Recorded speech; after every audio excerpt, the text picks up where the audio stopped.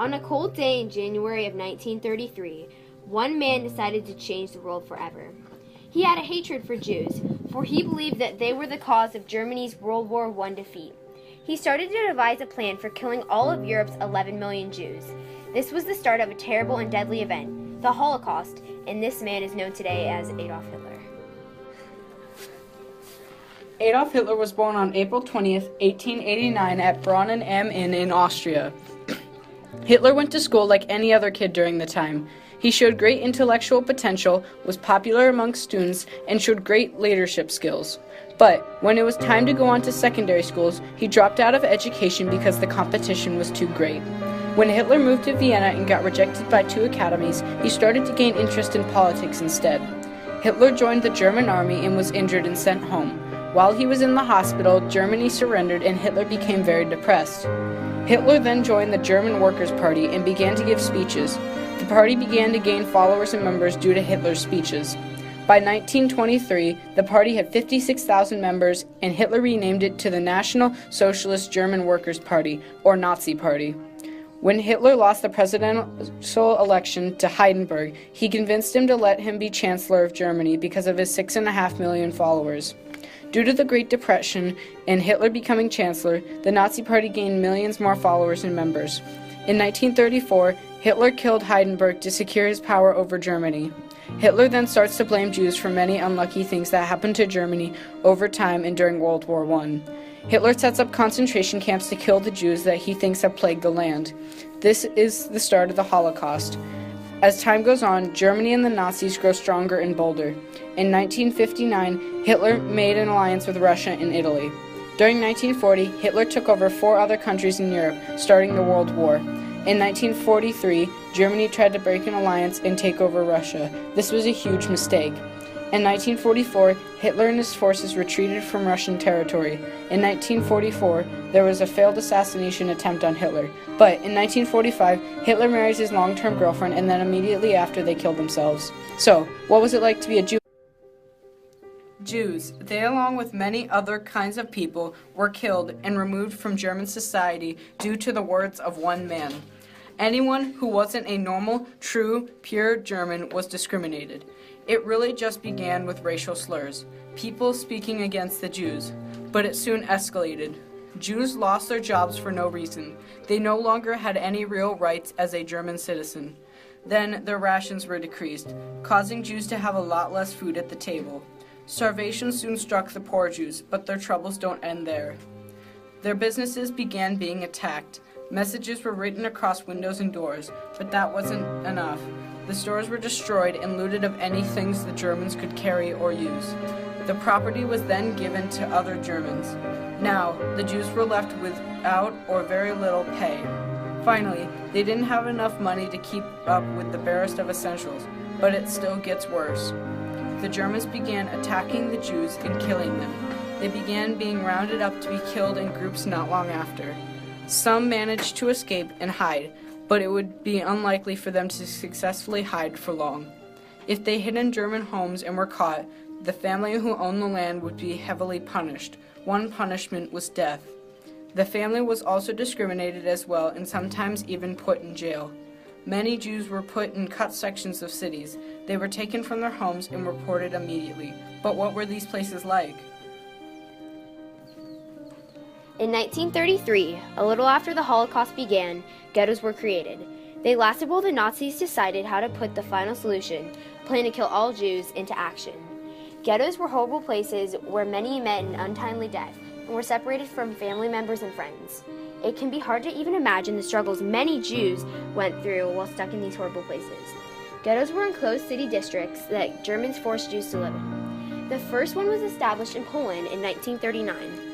Some existed for days or months, others years. Many Jews would be transported out of these districts to forced labor camps or concentration camps where they would be killed. Ghettos were very crowded, often leaving a 6-person family crammed into a 1-room apartment. The stench was unbearable, and many lost their lives to the unsanitary conditions causing disease. This was not the only cause of death in ghettos, though. Inadequate clothing played just as big as a role.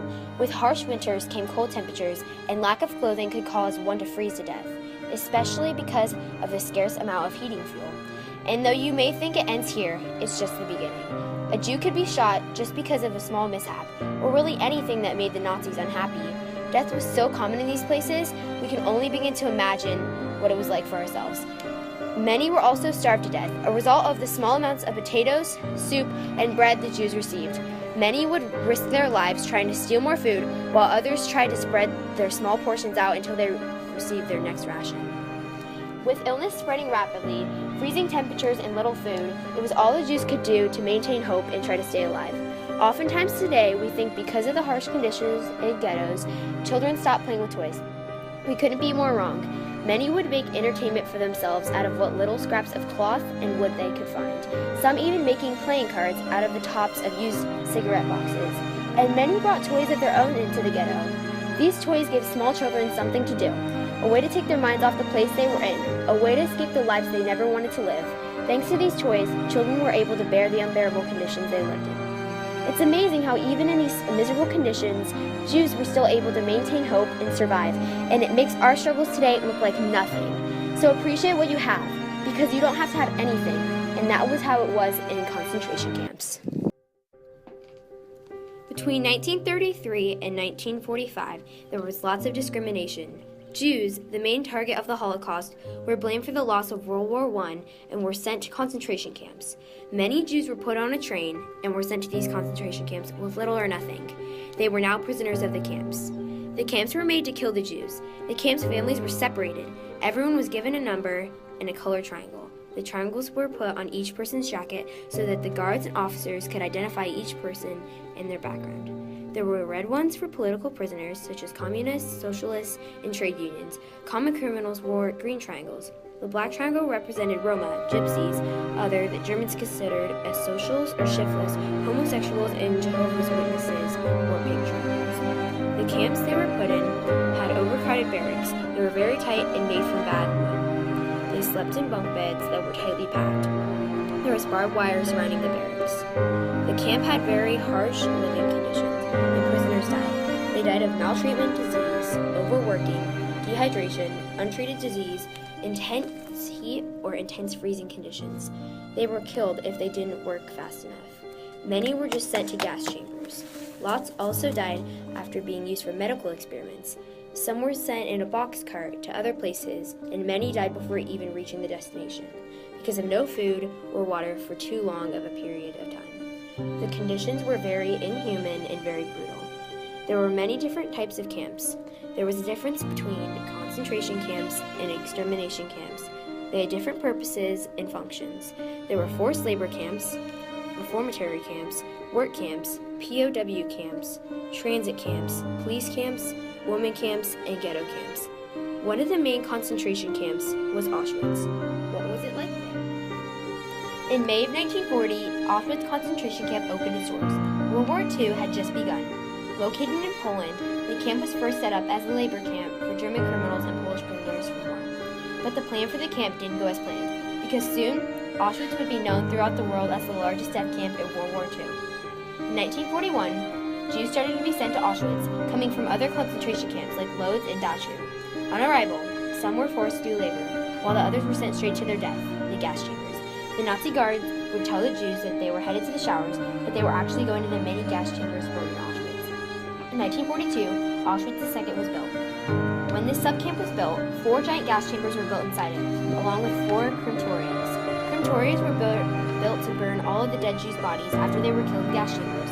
About 2,000 Jews could be killed at a time in these gas chambers, and after every person that had died, they were sent straight to the crematorium so their dead bodies could be burned. Auschwitz may have had harsh conditions, but at least they had a hospital. The only bad part about the hospital was that the Nazis would kill Jews in these hospitals, injecting their hearts with chemicals and performing other terrible medical experiments on them.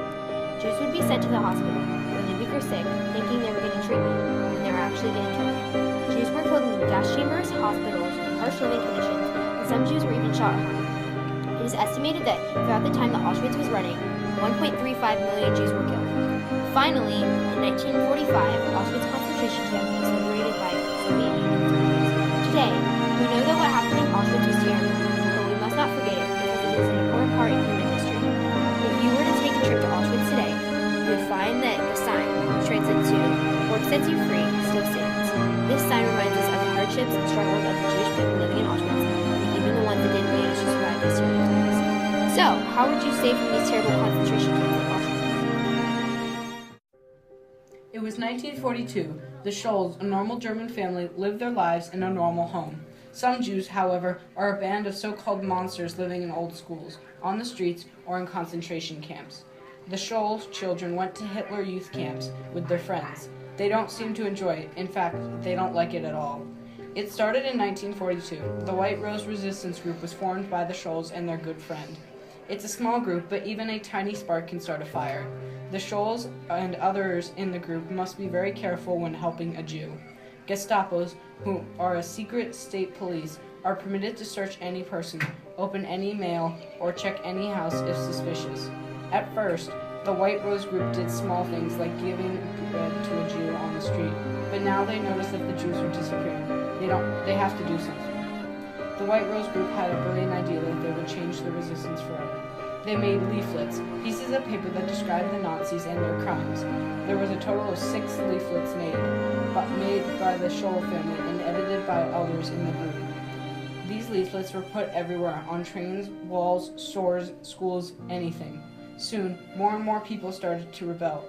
The leaflets are copied and sent all over Germany, until they were put in Berlin, a group of Jews sent them out of the country, telling everyone how bad Hitler really is. The leaflets are spread far and wide, littering the streets of Germany. The White Rose Group was growing like crazy. People all over Germany are rebelling against Hitler and his Nazi party.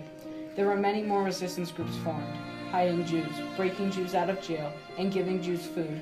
Many rebels started attacking the Nazi group, and many rebels died while being caught. Although many new groups were formed, the White Rose Group died in 1943. While the Scholl children were sneaking up to a skylight on a roof at a school, they were caught by the janitor, who turned them into a Gestapo. They were put in court. Over 80 people were arrested that day. Many died or were sent to concentration camps. That was the official end of the White Rose Resistance Group.